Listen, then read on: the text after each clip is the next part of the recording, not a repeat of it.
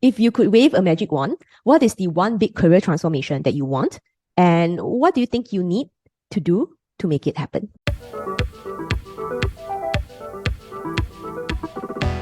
In my own career, whenever I face a struggle where I actually wanted to do something, but I ended up not doing it, or I would procrastinate and I would overthink, what about this? What about that? What about everything? What I have found super duper helpful is to ask myself, okay, I say I wanted all these things, right?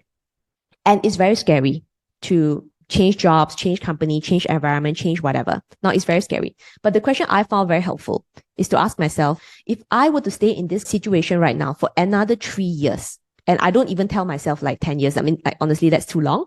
So I just ask myself, if I have to stay in this place for the next 3 years, or this situation for the next 3 years, am I okay with that? And most of the time, the answer is obviously no, right? You know inside you that this is not the right situation. I don't want to be here.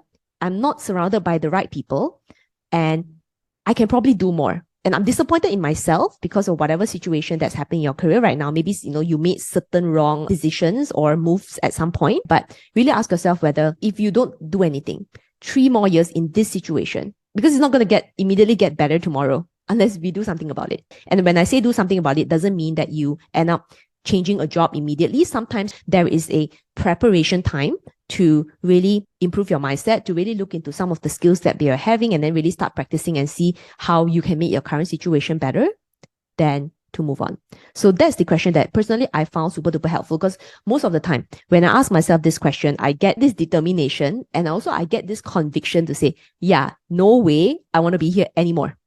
But as I said, it's not that I'm going to resign tomorrow. It just means that I got a lot clearer on what I wanted, because I knew what I didn't want. Maybe the thing that I wanted was like a 50-50, or maybe 50-60. It's like, oh, maybe this, maybe that. But what I didn't want was this current situation. That's something I didn't want anymore. So let me share with you, some of my personal career journey stories. And these were actually some really, really pivotal points in my career, that it's the what I didn't want actually trump or managed to lead me in the right direction to really take the courage and to go for what I want. If you've been following me, my story for some time, you would know that I'm someone who started as a very, very quiet introvert in a very small company. I was underpaid, and eventually moving up the corporate career ladder to a corporate leader in my 20s. Now, there were many career moves that I have made throughout my career that a lot of it stemmed from fear, but I made that decision anyway. So I'm going to give you sort of like the entire journey, and I'm going to give you the logic that I had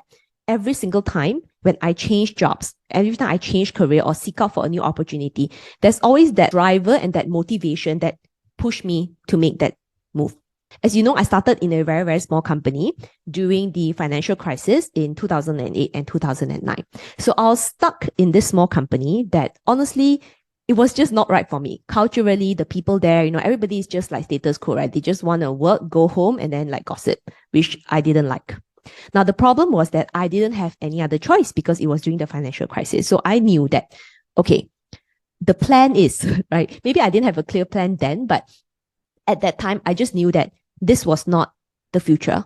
I knew that it was not the future, but I didn't know exactly what I needed to do, because obviously like, the economic situation is not agreeing with me. So what happened was I really asked myself whether, am I even doing well in this job? Yes, I mean, maybe I don't like the company, I don't like the environment, it's kind of like not for me, but I really had to be honest and ask myself whether, hey, actually, am I kind of like a bit of the problem as well? Because at that time, right, I was a fresh graduate. There were actually a lot of things I didn't know about, how to work more efficiently, how do I align expectations, how do I communicate well, how do I feel brave and actually talk to people and even clients and so forth. So what I did was like, okay, the ultimate goal, I know I wanted to move out of this company. However, during this time, I remember if I gave myself like a 6-month sort of like period, and I told myself, okay, this next 6 months, I'm going to learn how to work properly. When I say work properly, basically is skill set, right? How do you communicate with people? How do I make sure I don't work late, right? What can I do to gain clarity on what the goals are? Right? How can I schedule more meetings with my manager? All these things I actually taught in the corporate survivor 3-step framework that actually came from the many years I've been working. But anyway, back to the story. I sort of like worked on my own work skills first. Then when the opportunity came, I started applying, and I got an interview. Even though I got the interview, there was also that part of me that said that, I'm starting to do better in this job. I think my boss, likes me and he always tells me that they appreciate my effort. Should I even go for it? Because it's a new environment and also a much bigger company. So I kind of had that like internal struggle of this current place suddenly doesn't look that bad, right? But eventually, I asked myself that 3-year question. Say, hey, if I were to stay in this company in the next 3 years, is that really what I want? And then that actually gave me a lot of clarity on my situation, which is like, I don't want to stay in a small company. I don't want to be underpaid for the next 3 years. Like, that's not cool. Once I asked myself that question, I was like, yeah, we're just going to go for it, right? Because even though it's risky, it feels scary, it feels like, high anxiety to go for the next thing. But I knew that like, hey, if I were to stay here in the next 3 years, right, I don't think anything good is going to come out from it. And eventually, I think day by day, I'll feel even angrier and more frustrated at every single thing, at every single person, and more importantly, angry at myself. So I was like, yeah, let's just try. So I went for it and I started a new role. And obviously, when I first started, I was also lost. That's obviously the other things around, the step by step, the strategy can actually fix. Eventually, when in this next role, right, that time I was with Ernst & Young Singapore. So when I wanted to leave EY, right, I started like looking around. Because many people, if you started your first 1 or 2 jobs, sometimes it can feel like, yeah, maybe we should just continue because you're still young, right? I mean, obviously I was still really young at that time. It kind of feels like maybe I want to be in an environment where I already know my team members. I already know the people working with me. We get along, like we go out for drinks and stuff. Like, why is there a need to do something else? But I asked myself the 3-year question and I asked myself, if I were to stay in this audit position for the next 3 years, actually what's going to happen? So what I had on my list was, well, maybe the next 3 years I'll likely be a manager, but an audit manager, do I really want that? I don't think so. Then what's going to happen again in the next 3 years? Probably I would have to manage a team because as a manager, I need to manage a team. And then I looked at it, I'm like, well, everyone is working late. Like, do I foresee myself continue to work late all the time? And now I need to take care of other people in this industry or in this like area that I'm actually not that interested in. And then more important question is that is beyond the 3 years. I actually looked at all the successful people in that current company.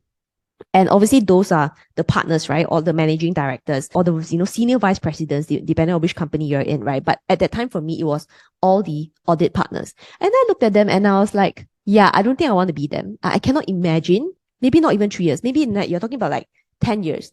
I'm like, I don't want to be them. So that actually gave me a lot of clarity to make the move. And I can tell you that when I chose to go to Visa at that time in 2013, right, there's no such thing as fintech. Everybody told me, Maping, this is so stupid. Why would you go and join Visa? What's the plan after that? Like MasterCard? Like, what are you going to do after that? It's a really dumb decision. And I remember that very clearly because obviously I had some doubts as well. I was like, yeah, that's a really, really, really good point. But again, I have to ask myself back the 3-year question. And honestly, if you're someone who is like flip-flop all the time, it's actually really, really good to take out a white piece of paper and just write down what's going to happen in 3 years if you stay in this current place and you don't do anything differently just because you're scared. Because when you write it down in your own handwriting, I feel like psychologically it's like a different thing. It's like, oh, okay. So it's like every time you feel the fear, I find that writing it down helps a lot. That was actually the push for me to move on.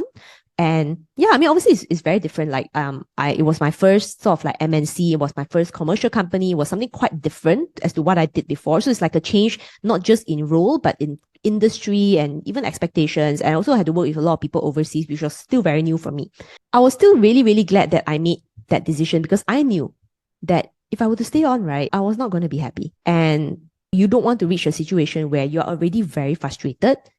Then you try to move on because your headspace, right? Your headspace at that time is not in a good space. Okay. What I have found is like that constant reflection on, do I still want to be here? And what do I hope to improve? I think it's okay to allocate some time to improve your skills. Like either you improve your knowledge, build your network, improve your skills, but give yourself a timeline. if that's not really what you want. Obviously, I'm not saying that, like, let's say Mei wants to climb Mount Everest. Like, it's not like right now I can take a backpack and just like, let's go. It doesn't work like that, right? It's kind of like the same as well. So I kind of saw it as to like, okay, this is just preparation time, right? I just need to like improve my skills. Maybe I can learn a bit about how I can write my resume better. Maybe I go and play around on LinkedIn. So I kind of like gave myself that 6-month time to really improve myself. And when I was ready, I was ready. And even though I had nervousness and anxiety, but I think the excitement and knowing that, yeah, I did spend 6 months preparing for this. I didn't feel like I just started because, hey, no, let's just go do something, right? That's when the motivation goes down, then the whole thing also dies off. Then after visa, I decided that visa wasn't the one for me, because the point I left visa actually had a lot of sort of like challenges, because I didn't get promoted, even though I was the top performer. I really usually go back to the 3-year question, right? And I ask myself whether, okay, if I were to stay here for 3 years, can I really get a promotion? Because clearly this time there's so much resistance. And even as a top performer, I didn't get promoted. So like, what the heck does it mean, right? For me, it's a matter of whether, do I want to invest another 3 years to again get a question mark at the end? Is it something I was willing to do? And in terms of skill set, is there really anything else I can learn? Am I seeing myself improving in the last 6 months, or I was just doing what I was supposed to do? Right. And if you are someone who just like keep doing what you're supposed to do, after a while, it's like, I can't do this anymore because it's so boring, right? And I think as humans, like, we need some kind of stimulation, but I think you do still need a little bit of like stimulation, a little bit of challenge, and you feel that, actually maybe I can work faster, or maybe I can like, build this simple process and stuff like that, like the small stuff. But I didn't feel I had any of that.